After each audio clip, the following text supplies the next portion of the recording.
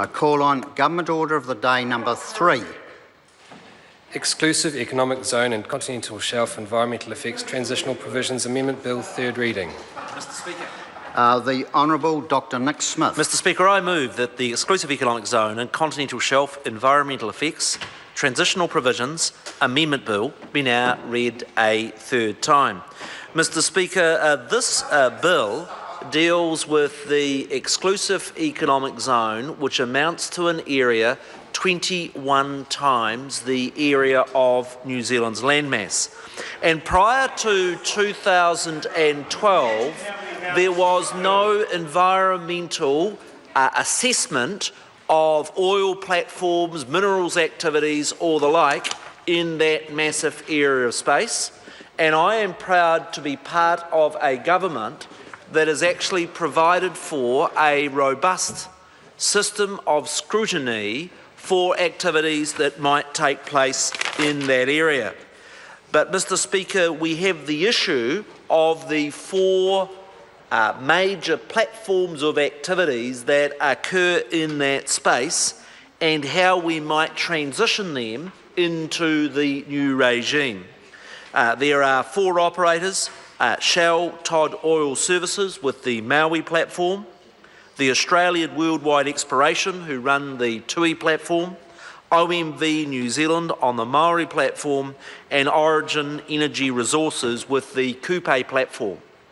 The regime that we put in place required each of those, at the time their minerals permits expired, to apply to the Environmental Protection Authority for a consent at the time their minerals permit expired. Shell Todd Oil Services was the first of those to come up for renewal in respect of their minerals permit, and they properly applied for a permit and consent from the Environmental Protection Authority. They did so with the EPA, and that consent has now been granted. The issue that is before the Parliament with this bill is, in the event that anybody chooses to appeal that consent, we could have the quite unsatisfactory position after the end of this month where they would not be able to continue to use that platform at Maui, and as a consequence would have a significant effect on the security of 20% of the gas supply for New Zealand.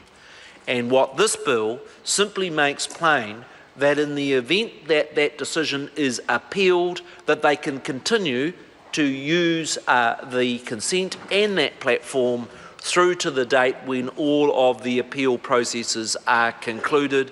And Mr Speaker, I'd be very surprised if there'd be any member of this House that would logically take issue with that. Of course, we also deal with the other 3 operators by clearly setting out the process when they come to apply through the same process.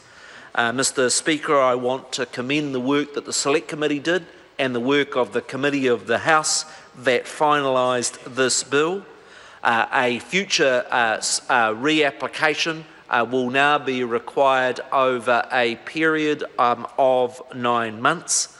The technical amendments that have been made through the Select Committee process clarify the way in which the Environmental Protection Authority will deal with those applications.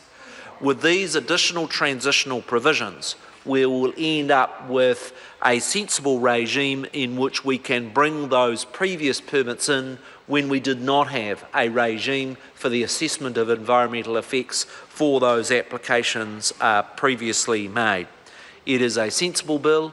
It is a bill that provides for the continuation of New Zealand's essential energy supplies, while also ensuring that we have integrity for the Environmental Protection Authority's assessment of those environmental effects and the conditions that it has recommended in its decision around the continuation of the Maui platform.